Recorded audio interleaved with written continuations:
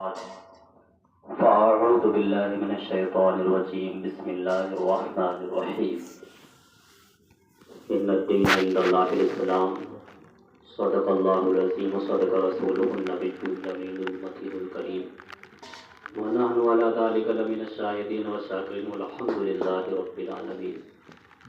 بعد توحید کے متوالوں، شمع رسالت کے پروانوں، آئیے ایک بار عقیدت کے ساتھ اپنی غلامی کا ثبوت دیتے ہوئے بابا سے درود پاک پڑھیں. اللہم صلی علی سیدنا شفیعنا نبینا مولانا محمد المعدل الجود والکرم وعلیہ وسلم.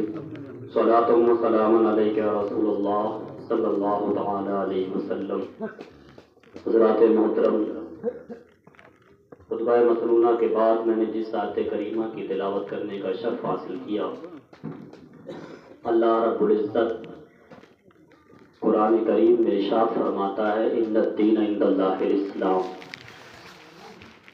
بے شک اللہ کے نزدیک کوئی دین ہے تو وہ اسلام ہے. یہ بات کیوں کی گئی، اس پہ گفتگو کرنے سے پہلے میں علامہ کفایت علی کافی کا لکھا ہوا ایک کلام آپ کے سامنے پیش کرنا چاہتا ہوں. علامہ کفایت علی کافی کے بارے میں آپ چند باتیں جان لے تو بہتر ہوگا. یہ وہ مرد مجاہد تھے جنہوں نے ملک کی آزادی میں بہت بڑا رول ادا کیا. 1857 کی وہ جنگ عظیم، جسے فرسٹ جنگ کے نام مطلب یعنی پہلی جو جنگ شروع ہوئی ملک کی آزادی کے لیے، وہ پہلی جنگ تھی جس کی شروعات ہوئی 1857 میں، اور تمام لوگوں نے اس میں حصہ لیا. اور اس میں سب سے بڑی بات یہ رہی کہ 1857 کی جنگ عظیم میں زیادہ تعداد علماء کی تھی. آج بہت دکھ ہوتا ہے کہ آج ہم اپنے ان تمام رہنماؤں کو بھلا دیا ہم نے جنہوں نے اس ملک کی آزادی کے لیے جدوجہد کی اور اپنی جان کی قربانی دی. آج ہم غیروں کی محفلوں میں بیٹھتے ہیں، ان کے لوگوں کو تو ہم یاد کرنے، ان کے نام بھی ہم کو پتا ہوتے ہیں نا، ان کے تعارفات بھی ہم لوگوں سے کرواتے رہتے ہیں، مگر جو ہمارے علماء نے یا ہمارے اکابرین نے اس ملک کے لیے کیا، یا جو جدوجہد کی، یا جو اپنی جان کی قربانیاں دی، اس کو ہم بھلا چکے ہیں. وجہ کیا ہوئی کہ ہم لوگوں نے اپنی تاریخ کو پڑھنا ہی چھوڑ دیا، اور ہم نے صرف ایک طریقہ اپنایا کہ بس صبح اٹھنا ہے، کام کرنا ہے، پیسہ کمانا ہے، دنیاوی اعتبار سے ہم کو ترقی کرنی ہے، اور وہیں تک محدود رہ گئے. اسی لیے آج ہم ہر جگہ رسوا ہو رہے ہیں، کیونکہ جب کوئی قوم اپنے اسلاف کی تاریخ کو بھلا دیتی ہے، اپنے قائد، اپنے رہنما، اپنے بزرگوں کی تاریخ کو بھلا دیتی ہے، تو وہ قوم کبھی ترقی نہیں پاتی، کیونکہ ان کے پاس ان کا کوئی آئیڈیل نہیں ہوتا. اور اصل ضرورت ہے زندگی میں ترقی کے لیے ایک آئیڈیل کی، ایک رہنما کی، ایک لیڈر کی. وہ ہمارے یہاں سے ختم ہو گئی. ہم نے تعلیمی معیار تو ہمارا گر ہی گیا. جو ہمارے اسلاف سے کم ہم ان کو سنتے تھے، بزرگ تھے، بتاتے تھے واقعات، سوشل میڈیا نے تمام چیزوں کو ختم کر دیا. میں انہی کا لکھا ہوا کلام، اور یہ کلام انہوں نے لکھا تھا جب انہیں پھانسی کے پھندے پہ لے جایا جانے لگا. تو جو داروغہ تھا اس نے کہا آپ کی کوئی آخری خواہش، آپ کچھ کہنا چاہتے ہوں کسی سے یا کچھ کھانا چاہتے ہوں تو آپ بتا دیں. تو انہوں نے کہا میں چند اشعار گنگنانا چاہتا ہوں نعت نبی کے. انہوں نے یعنی ان کو پھانسی کے پھندے پہ لے جایا جا رہا تھا، اور اس وقت انہوں نے جو کلام پہلے سے انہوں نے لکھا تھا، مگر ایک نظریہ دے دیا پورے قوم کو، ایک پورے سماج کو، ایک ملت کو کہ کیا نظریہ ہونا چاہیے، زندگی کی کیا حقیقت ہے، وہ سن لیں. درود پاک اللہ صلی علی سیدنا شفیعنا نبینا مولانا محمد المعدل الجود والکرم بارک وسلم. صلاۃ و سلام علیک رسول اللہ صلی اللہ تعالی علیہ وسلم. کوئی گل باقی رہے گا نہ چمن رہ جائے گا،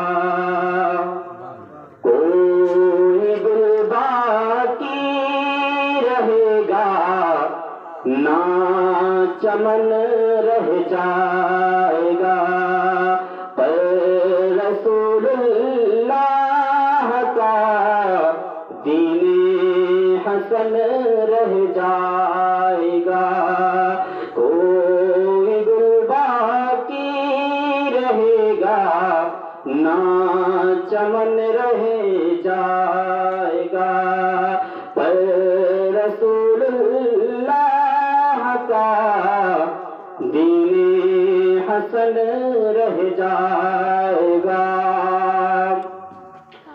ہم سبھی آباد میں ہے کوئی دم کا چہچہاں، ہم سبھی آباد میں ہے کوئی دم کا چہچہاں، بلبلیں اڑ جائیں گی سونا چمن رہ جائے گا، بلبلیں اڑ جائیں گی سونا چمن رہ جائے گا۔ ان کی ضرورت کو سلام، انہوں نے ایک نظریہ دے دیا کہ دنیا کی حقیقت کیا ہے، یعنی سب کچھ مٹ جائے گا مگر دین مصطفیٰ باقی رہے گا۔ یہ ہمارا عقیدہ ہے اور ایمان ہے۔ دیکھیے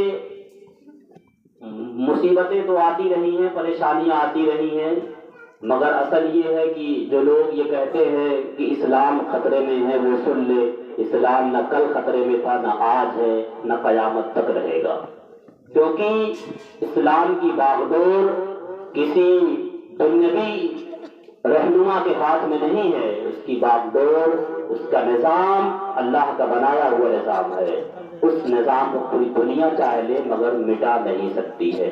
اصل یہ ہے کہ ہمیں بدلنا ہوگا، ہم اپنی جان کی امان چاہتے ہیں تو ہمیں اپنی لائف اسٹائل کو بدلنا ہوگا، اپنی جو ہے زندگی کے نظام کو بدلنا ہوگا۔ ہم مٹ سکتے ہیں مگر اسلام نہیں مٹ سکتا ہے۔ آگے فرماتے ہیں اطلسو کم خواب کی پوشاک پر نازان ہو، اطلسو کم خواب کی پوشاک پر نازان ہو، اس تن بے جان پر خاکی کفن رہ جائے گا، اس تن بے جان پر خاکی کفن رہ جائے گا۔ آخری شیخ سنا فرمائیں سب فنا ہو جائیں گے کافی لیکن حشر تک، سب فنا ہو جائیں گے کافی لیکن حشر تک، نعت حضرت کا زبانوں پر سخن رہ جائے گا، نعت حضرت کا زبانوں پر سخن رہ جائے گا، کوئی گل باقی رہے گا نہ چمن رہ جائے گا، پر رسول اللہ کا دین حسن رہ جائے گا۔ درود پاک پڑھیے، اللہم صلی علی سیدنا شفیعنا نبینا مولانا محمد مادر الجود والکرم بارک وسلم صلاۃ و سلام علیک یا رسول اللہ صلی اللہ تعالی علیہ وسلم۔ محترم حضرات، یہ عقیقے کی محفل ہے۔ آج ہم محفل میں شرکت کیے ہوئے ہیں، یہ ہماری بڑی خوش نصیبی ہے، مگر آج ماحول ایسا بنتا جا رہا ہے کہ لوگ صرف روایتی مسلمان بننا ہی کافی سمجھ رہے ہیں۔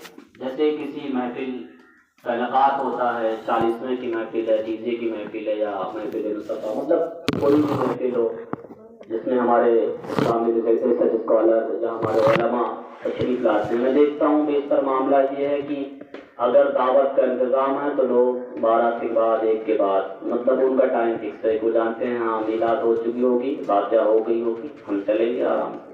یہ مزاج بنتا جا رہا ہے ہمارا.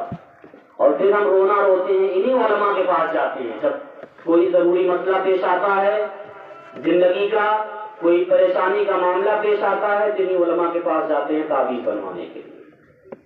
جب یہ اپنے تقریر کے ذریعے, اپنی بیان کے ذریعے آپ کو نصیحت کرتے ہیں, اصلاح کرتے ہیں, آپ کی ضروریات زندگی کا طریقہ بتاتے ہیں کس طرح آپ کو اس دنیا میں رہنا ہے, آخرت کی تیاری کرنی ہے, تو ہم غافل رہتے ہیں اور ہم ان سے کنارہ کشی کرتے ہیں. جب ہم پھنس جاتے ہیں, جب کوئی حل نہیں نکلتا ہے, تب معاملہ علماء کے پاس ہی, عالموں کے پاس ہی جاتا ہے. حضرات, آج ہماری زوال کی سب سے بڑی وجہ یہی ہے کہ ہم نے شریعت کا جو نظام تھا اس کو چھوڑ دیا, اور جب تک ہم اس سے دور رہیں گے ہم ہر جگہ ذلیل و خوار ہوتے رہیں گے. دنیا کی کوئی طاقت آپ کو نہیں بچا سکتی ہے. آپ پوری دنیا کا محاسبہ کریے, پوری دنیا کا مطالعہ کریے, پڑھیے, اس کے بارے میں آپ کو اندازہ ہو جائے گا فلسطین کے کیا حالات ہیں, سیریا کے کیا حالات ہیں, یمن کے کیا حالات ہیں, لبنان کے حالات کیا ہیں, ملک ہندوستان میں آپ الگ الگ خطے کا معائنہ کریے, پڑھیے, آپ کو اندازہ ہوگا کیا حالات ہیں. آج ہر جگہ ہم ٹارگیٹ پہ ہیں, تب بھی ہم بیدار نہیں ہو رہے ہیں. اس کی سب سے بڑی وجہ کیا ہے؟ ہم کیوں بیدار نہیں ہو رہے ہیں؟ کیا ہمارے اندر ایمان نہیں ہے؟ کیونکہ قرآن تو کہہ رہا ہے وَأَنْتُمُ الْأَعْلَوْنَ إِن كُنتُم مُؤْمِنِينَ, بے شک تم ہی کامیاب ہوگے اگر مومن ہو. اس کے مطلب ہم مومن نہیں ہیں. ہمارا ایمان کہیں نہ کہیں کمزور پڑ گیا ہے, ایمانی طور پر ہم بہت پیچھے ہو چکے ہیں. اس وجہ سے ہر جگہ ہم ذلیل ہو رہے ہیں. پیارے محترم, یہ جو دور ہے ٹیکنالوجی, سوشل میڈیا کا جو دور ہے, اس دور میں اگر ہم کو آگے بڑھنا ہے تو جو ہمارے مقابل جماعت ہیں ان کے ساتھ چلنا ہوگا. ساتھ چلنے کا مطلب یہ نہیں ہے کہ انہیں کے راستے پہ چلنا ہوگا.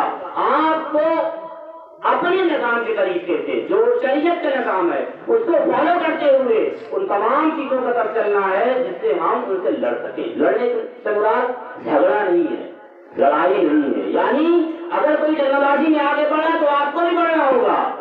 آج کیوں کہا جاتا ہے کہ ایجوکیشن بہت امپورٹنٹ ہے, تعلیم بہت ضروری ہے, شکشا بہت ضروری ہے. آج دیکھیے دو چیز تھی. 2006 میں ایک کمیشن بنا تھا, سچر کمیٹی بنی تھی. اس نے ایک کمیشن, ایک مسودہ پیش کیا تھا. اس میں مسلمانوں پر ریسرچ ہوا تھا, یعنی پورے ملک ہندوستان کا ریسرچ کیا گیا تھا. اس میں کانگریس نے کروایا تھا اپنے دور حکومت میں. اس میں کیا آئی بات میں, جو رپورٹ آئی 402 یا 3 پیج کی رپورٹ ہے پوری. میں اس کو بہت پہلے بھی بول چکا ہوں. اس رپورٹ میں 2 ہی چیز آئی تھی کہ مسلمان پیچھے کیوں ہیں. اس کی سب سے بڑی وجہ تھی ایجوکیشن. دوسری سب سے بڑی وجہ بزنس, یعنی تجارت. آج ہمارا معیار یہ ہے کہ ہم نوکری کرنا تو پسند کرتے ہیں, یعنی کسی کا نوکر بننا تو پسند کرتے ہیں, مگر ہم مالک بننا پسند نہیں کرتے ہیں. یعنی خود تجارت نہیں کرنا چاہتے ہیں, اور تجارت کر نہیں پاتے کیونکہ ہمارے پاس دولت نہیں ہے, پیسہ نہیں ہے. ایک بڑی وجہ ہے. اور دولت کیوں نہیں ہے؟ تعلیم نہیں ہے. تعلیم کیوں نہیں ہے؟ دولت نہیں ہے. مگر مجھے تو نہیں لگتا آج کا جو جس دور میں ہم ہیں ابھی کہ ہمارے پاس پیسہ نہیں ہے. ایسا تو ہے ہی نہیں کہ ہم پڑھا نہیں سکتے, کیونکہ ہم اپنے پیسے کا صحیح جگہ استعمال نہیں کر رہے ہیں. یہ بات بڑی بات ہے.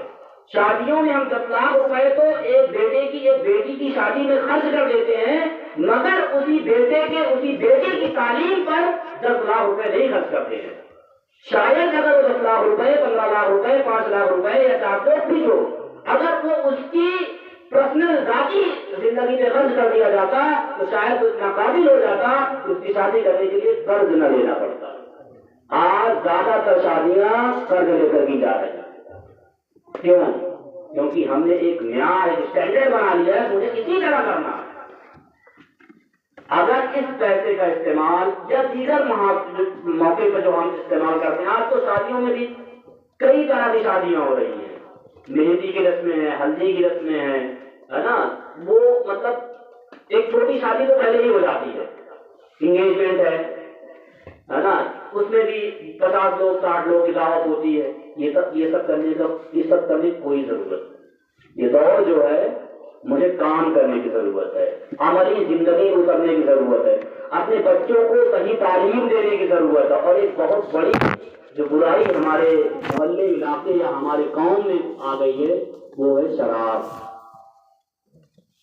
ہر فیشن کے طور پر میں یہ نہیں کہہ رہا کہ ضروری وہ نشے کے لیے کر رہے ہیں، مگر دھیرے دھیرے وہ نشہ اتنا آگے بڑھ جاتا ہے کہ اس سے کوئی انتہا نہیں ہے، کیونکہ برائی جو ہے وہ بہت تیزی کے ساتھ آگے بڑھتی ہے۔ 2 into 2 مطلب وہ گڑے کے ساتھ، جیسے 1+1 نہیں ہوتی ہے، وہ 2 into 2 4 4 into 4 مطلب بہت تیزی کے ساتھ آگے بڑھتے ہیں۔ تو یہ ہمارے یہاں بہت تیزی کے ساتھ بڑھ رہی ہے شراب، اس کو روکنا ہوگا۔ اور ایسا نہیں ہے کہ جو پڑھے لکھے نہیں ہیں وہی پی رہے ہیں، جو پڑھے لکھے وہی پی رہے ہیں، کیونکہ میں نے دیکھا، میں دہلی میں دیکھا، لکھنؤ میں رہا، فیض آباد میں رہا، یا ابھی میں دیکھ رہا ہوں سلطان پور کی استھتی جو ہے، آپ پورب میں چلے جائیے جہاں ہماری بڑی پاپولیشن ہے، ادھر حسن پور ہے، ادھر چلے جائیے پروار ہے جو بڑی پاپولیشن کا علاقہ ہے، میں نے دیکھا کہ زیادہ تر بچے، جب میری مطلب اس طرح تو لوگ نہیں بتاتے ہیں کہ آپ تعلیم کیسے سے پوچھیں گے لوگ، مگر جو اپنا سرکل ہوتا ہے جب ان سرکل سے آپ ملتے ہو تو اگر آپ پتہ کرتے ہو تو پتہ مل جاتا ہے کہ کیا معاملہ چل رہا ہے ایجوکیشن لیول پہ، یا مطلب یہ ساری چیزیں تو بہت تیزی کے ساتھ یہ لعنت چل رہی ہے۔ اللہ تبارک و تعالیٰ کی بارگاہ میں دعا ہے کہ ان ساری چیزوں سے ہم کو محفوظ کرے، اور ہم بھی کوشش کریں۔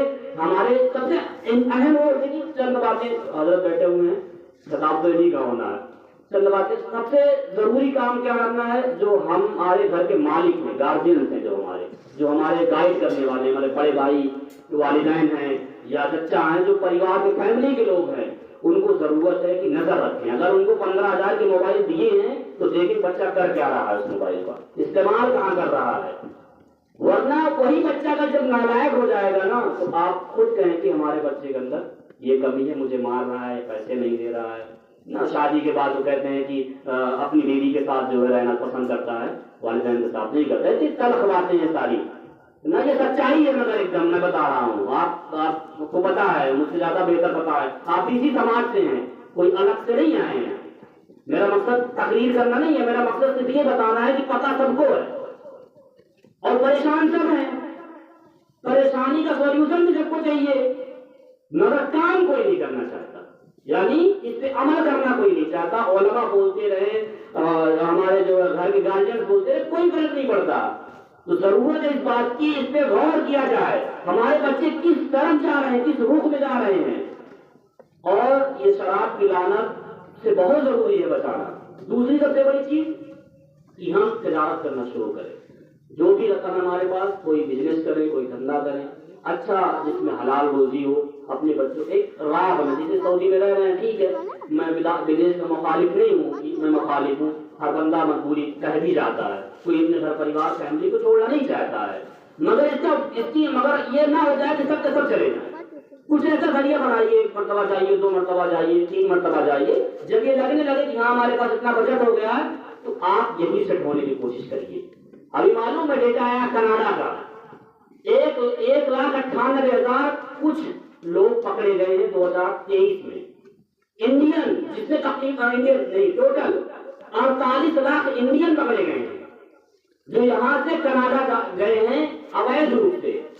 جیسے کہنا کیا کرے روہنگیا مسلمان، ابھی کل کلکٹری آفس میں سلطان پور کی اسٹوری بتا رہا ہوں آپ کو، ایک جاپن دیا گیا ہے کہ سلطان پور میں بھی بنگلہ دیشی ہیں، سلطان پور میں بھی بنگلہ دیش سے لوگ آ کے بچے ہوئے ہیں مسلمان، ان کے خلاف کاروائی کی جائے، پورا جاپن دیا گیا لے جا کر کے، ہے نا۔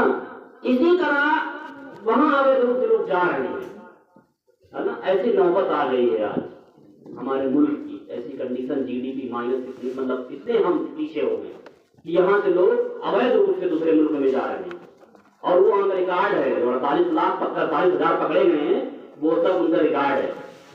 زندگی تو ختم، تو کوشش یہ کریے کہ جہاں آئے آپ وہی مینٹین کریے اپنے آپ کو، اور اپنا ایک معیار بنا کے رکھیے، اپنے بچوں پر نظر رکھیے، اپنی بچیوں پہ نظر رکھیے، اور انہیں اچھا ایجوکیشن دیجیے، کوالٹی ایجوکیشن دیجیے۔ پیسہ خرچ کر رہے ہو تو آپ کی ذمہ داری ہوتی ہے کہ آپ کسی اسکول میں کسی بچے کو بھیج رہے ہو، 15 دن 1 ہفتے میں جا کر وہاں جو ہے کاؤنسلنگ کریے بچے کی، میرا بچہ پڑھ کیا رہا ہے، سلیبس کیا ہے وہاں کا، کیونکہ آپ پیسہ خرچ کر رہے ہو۔ فری میں نہیں دے رہے ہو، یہ آپ کی ذمہ داری بنتی ہے. اور اس کے ساتھ ساتھ تربیت بہت ضروری ہے. اور موسٹ امپورٹنٹ فریضۃ علی کل مسلم و مسلمہ. لیکن اس کو بھی قید نہیں لگائی گئی کہ آپ صرف ایک سائڈ چلتے رہیے. آپ کو ایسا علم سیکھنا جو آپ کے لیے ضروری ہے، فرض قرار دیا گیا. وہ علم جو آپ کی زندگی کے لیے ضروری ہے، آپ کس طرح زندگی جیئیں گے، ہے نا. یہ تمام چیزیں بہت ضروری ہیں.